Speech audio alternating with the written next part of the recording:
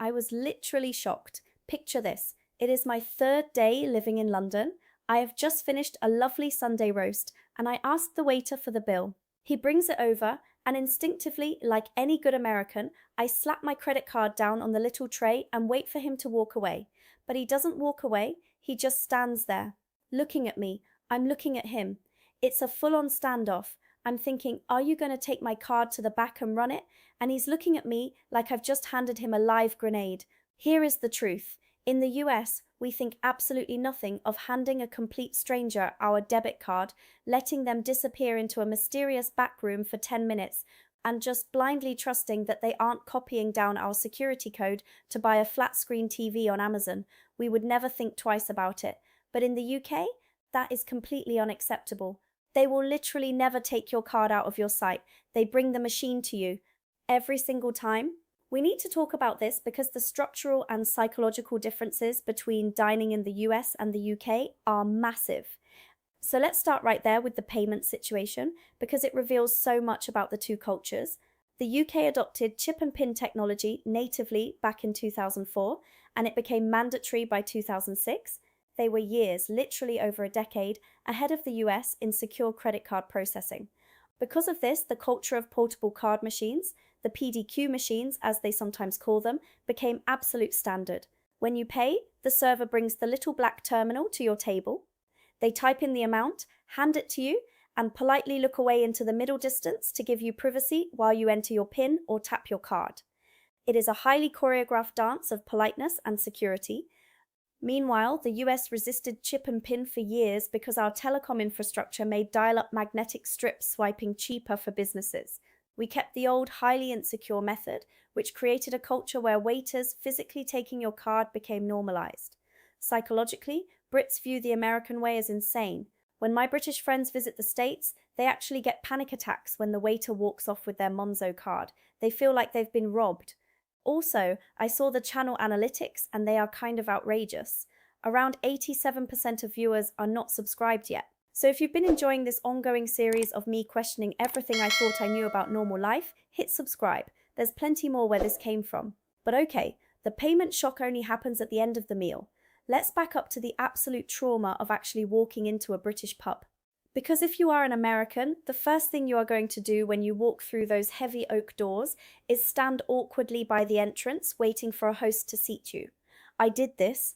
I stood there like an idiot for a solid 10 minutes. People were squeezing past me with pints of Guinness, giving me weird looks. In the US, whether it is an Applebee's or a local dive bar that serves food, someone greets you and leads you to a table. In a British pub, you have to fend for yourself. It is a brutal, unspoken game of musical chairs. You just walk in, scan the room like a hawk, and claim a table. But here is the psychological part. Why is it like this? You have to look at the history of what a pub actually is. A pub is short for public house. Historically, dating back to the Roman taverns and the Anglo-Saxon alehouses, these were quite literally people's houses that were opened up to the public. You wouldn't stand at the door of your neighbour's living room waiting for a hostess to hand you a laminated menu. You just walk in, find a seat by the fire, and make yourself at home. That DNA is still alive in modern British pub culture. There is no maitre d'armes because it's a communal space, and this leads to the next massive hurdle. Once you finally secure a table, you do not sit there waiting for a waiter to come take your order. I learnt this the hard way. I sat at a pub table for 20 minutes wondering why the service was so atrocious. My stomach was growling, I was getting agitated, and I was mentally preparing to leave a terrible Yelp review. Here is the rule I didn't know. In a pub, there is no table service. You have to memorize your table number. This is crucial. Do not forget your table number. It is usually engraved on a little brass plaque or painted on a wooden spoon in a jar, and you walk your happy self up to the bar to order your food and drinks.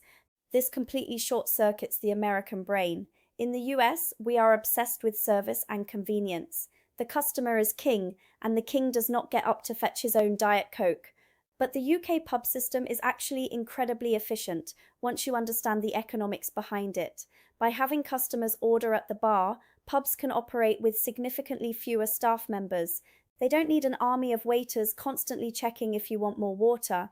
This keeps overhead costs lower, which historically kept the price of a pint down.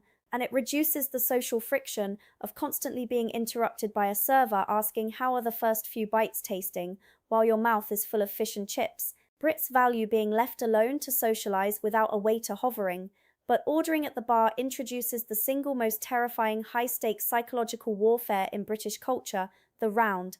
We need to talk about the round system. In the US, we would never ever expect one person to pay for everyone's drinks without a Venmo request being sent 3 seconds later. We love separate tabs. We love itemizing our bills down to the penny. Okay, Sarah had the IPA, so she owes $8, and Mark had the well tequila. No, do not do this in a British pub. I was literally shocked to find out that asking a bartender to open 6 separate tabs for a group of friends is considered a borderline war crime here. Also, there is a membership below for anyone who wants bonus content and a slightly closer look behind the curtain, which, depending on your level of curiosity, may be either a great idea or a terrible one. Instead, you buy in rounds.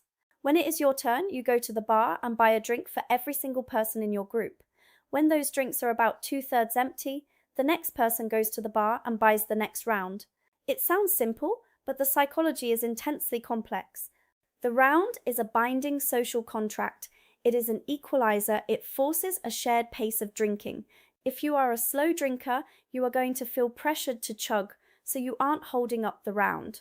If you drink expensive craft gin and your friend is drinking a cheap half pint of cider, you do not pull out a calculator. It all evens out in the grand scheme of life. Historically, this dates back to communal drinking traditions, where sharing alcohol was a sign of mutual trust and tribal unity. Opting out of rounds, or worse, leaving the pub right before it is your turn to buy, is a massive faux pas. It signals that you are cheap, calculating, and untrustworthy. As an American, the financial anxiety of dropping 50 quid on a single round was terrifying at first, but honestly, it is so much better. It removes the petty bickering at the end of the night. It just flows. But wait, speaking of paying, let's address the elephant in the room. Tipping. This is the big one. This is the difference that causes the most international arguments online. When I first moved here, I was leaving 20% tips everywhere. Bartenders were looking at me like I was a philanthropist. In the US, tipping 20% is not optional, it is a moral obligation. Why? Because of the structural failures of American labor laws. In the US, the federal minimum wage for tipped employees is literally $2.13 an hour. Let that sink in.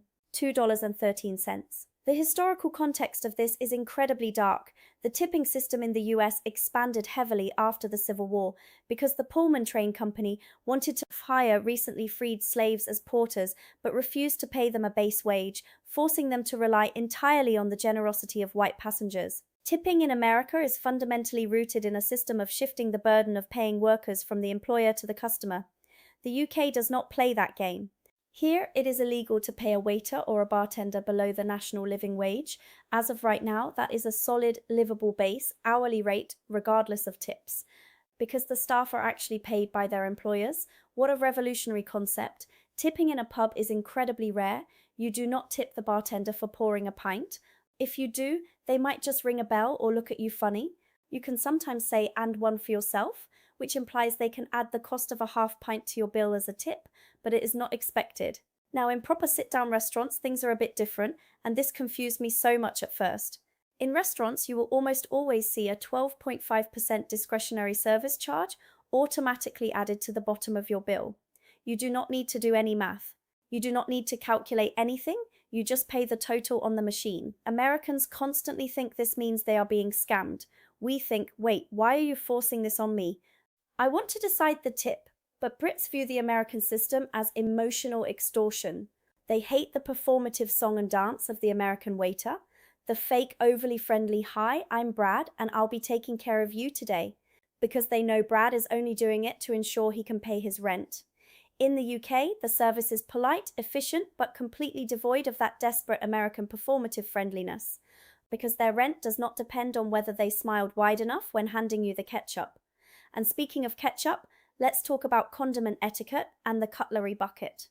In the US, if you order a burger and fries, the waiter will likely bring you a massive bottle of Heinz, or perhaps a small ceramic ramekin overflowing with ranch dressing, mayonnaise, and whatever else you desire. It is a land of abundance. Here in the UK, I was literally shocked when I went to a pub. ordered fish and chips, and they handed me a wooden bucket. Just a bucket. Inside were forks, knives, some napkins, and tiny, sad little plastic sachets of ketchup.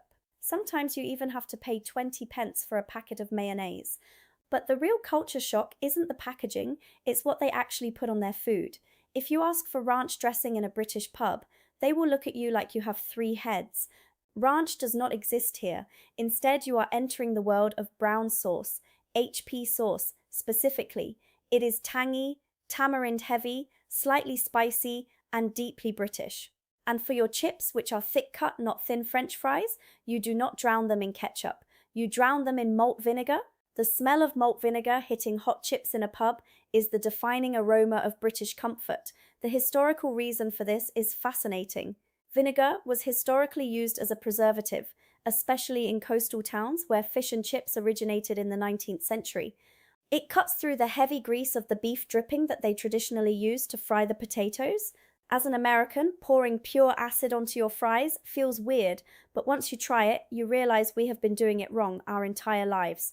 Let's take a hard left turn here and talk about hydration, or rather, the utter lack of it. In the US, the moment your backside hits a restaurant booth, a waiter slams down a massive 32-ounce plastic tumbler of water filled to the absolute brim with ice. And the moment you take 3 sips, they are magically there refilling it. We are obsessed with ice and free refills. In the UK, I have never been so chronically dehydrated in my life. First of all, the ice. You will have to beg for ice, and if you are lucky, they will give you 2 microscopic, rapidly melting cubes that look like they've been rationing them since World War II. Why do Brits hate ice? It comes down to history and climate. In the US, the Ice King Frederick Tudor literally created a massive commercial empire in the 1800s, carving ice out of New England lakes and shipping it nationwide, embedding ice into the American psyche as a symbol of hospitality and luxury. The American South is also brutally hot, making ice a biological necessity. The UK, however, is a wet, mild, often chilly island. Historically, room temperature or cellar temperature drinks were perfectly fine. Furthermore, commercial ice machines are huge energy consumers, and electricity and space in cramped historic pub cellars are at a premium. And don't even get me started on the free refills. In the US, a bottomless Diet Coke is a human right. In the UK, if you order a Coke, you are going to get a tiny, beautiful, vintage-looking glass bottle that holds about 3 sips of liquid, and you will pay £3.50 for it. And when it is gone, it is gone. If you want more, you are paying another £3.50. The psychological shift here is massive. Americans view drinks as a continuous stream of hydration accompanying the meal. Brits view a soft drink as a specific, standalone beverage to be sipped and savoured, much like a beer. However, legally, there is a saving grace. Under UK licensing laws, any establishment that serves alcohol is legally required to provide free tap water to customers. You just have to explicitly ask for tap water, otherwise they will try to sell you a fancy bottle of sparkling water from the Scottish Highlands for £6. Now, while we are sitting in this pub, drinking our room temperature, unrefillable drinks, I need to point out the environment around us, because this was a massive shock to my American system. I am sitting there drinking a pint of bitter, and suddenly a golden retriever walks past my table, followed by a woman pushing a stroller or a pram, as they call it here, with a sleeping toddler. It is 8:30 p.m. on a Friday night. In the US, we would never. Bars in America are rigidly legally segregated by age. You must be 21 to enter. You have a giant bouncer at the door checking IDs. A bar is an adult-only zone designed for adult activities. If someone brought a baby into a sports bar in Chicago at 9 p.m., someone would call Child Protective Services. But in the UK, the pub is the literal extension of the community's living room. Remember the public house history? It is a family space. On a Sunday afternoon, a pub is filled with grandparents, teenagers, toddlers eating roast potatoes, and dogs sleeping under the tables. The UK is arguably one of the most dog-friendly countries on earth when it comes to hospitality. Water bowls are placed near the bar, bartenders keep treats in their aprons, and nobody bats an eye when a muddy spaniel shakes itself off near the fireplace. The psychological difference is profound. American bars are designed for escapism from family life. British pubs are designed for the integration of family life. It makes the drinking culture here, paradoxically, both more prevalent and yet somehow less aggressively sordid than the American late-night bar scene. But all good things must come to an end, and in the UK, they end much earlier than you think. Let's talk about rule number 9, the bell, and closing time. I was literally shocked my first month here when I was out with friends having a great time. It is 10:50 p.m. The night is young. In New York or LA, we wouldn't even be thinking about going home until 2 a.m. Suddenly, the bartender aggressively rings a brass bell hanging over the bar and yells, "Last orders!" Panic ensues. It is a stampede. The pub goes from a relaxed living room to a frenzied trading floor on Wall Street. People are sprinting to the bar to buy 3 pints at once, because at 11 p.m. they stop serving. And shortly after, you have drinking up time, which gives you about 20 minutes to finish your drinks before the staff politely, but very firmly, herd you out onto the street. Why do British pubs close at 11 p.m.? It seems so puritanical for a country that loves to drink. To understand this, we have to look at hard historical facts. This all goes back to World War I. In 1914, the British government passed the Defence of the Realm Act. The government was terrified that munitions factory workers were spending too much time in the pub and showing up to work hungover, which was hurting the war effort and the production of artillery shells, so they drastically restricted pub opening hours, forcing them to close early to get workers into bed. The insane part? The war ended in 1918, but the strict licensing hours basically stayed in place for the next 90 years.